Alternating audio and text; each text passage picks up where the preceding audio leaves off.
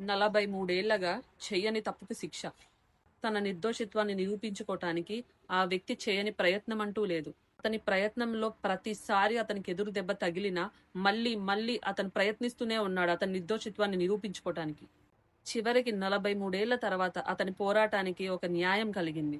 అదేంటంటే ఇప్పుడు 43 ఏళ్ల జైలు జీవితం గడిపాక అతను నిర్దోషి అని కోర్టు తీర్పిచ్చింది.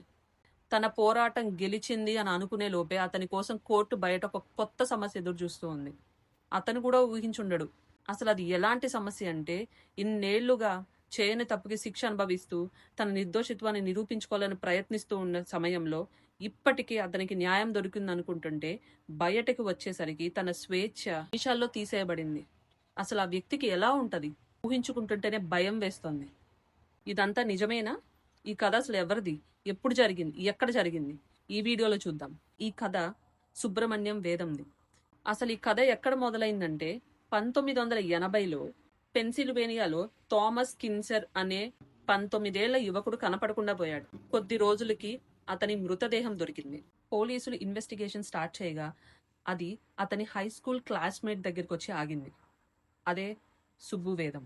అప్పుడు సుబ్రహ్మణ్య వేదంకి 22 ఏళ్లు.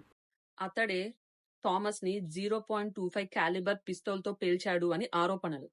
ఇప్పటి వరకు అతను ఏ తుపాకీతో కాల్చాడని చెప్తున్నారో ఇప్పటి వరకు ఆ తుపాకీని అసలు ఎవ్వరూ కనిపెట్టలేదు. పూర్తి ఆధారాలు ఏమి సబ్మిట్ చేయలేకపోయినా విట్నెస్ ఆధారంగా, సర్కమ్స్టాన్షియల్ ఎవిడెన్స్ ఆధారంగానే కోర్టు సుబ్రహ్మణ్య వేదమే దోషిగా తీర్పునిచ్చింది. ఇలా ఒక్కసారి కాదు, 2 సార్లు. 1983లో ఒకసారి, 1988లో ఒకసారి, 2 సార్లు కూడా కోర్టు సుబ్రహ్మణ్య వేదమే నిందితుడిగా నిర్ధారించింది.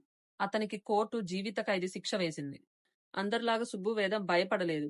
తన జీవితం ఇంకింతే అనుకోలేదు. తను ఏ తప్పు చేయలేదని నిరూపించుకోవడం కోసం ఫైట్ చేస్తూనే ఉన్నాడు.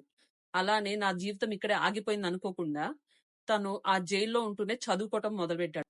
తను మాత్రమే చదువుకోవటం కాకుండా అతనితో పాటు ఉంటున్న వాళ్ళని కూడా చదివించాడు. వాళ్ళకి చాలా ఆసరాగా ఉన్నాడు. అతను MBA డిగ్రీతో పాటు ఇంకా 2 డిగ్రీలు తీసుకున్నాడు.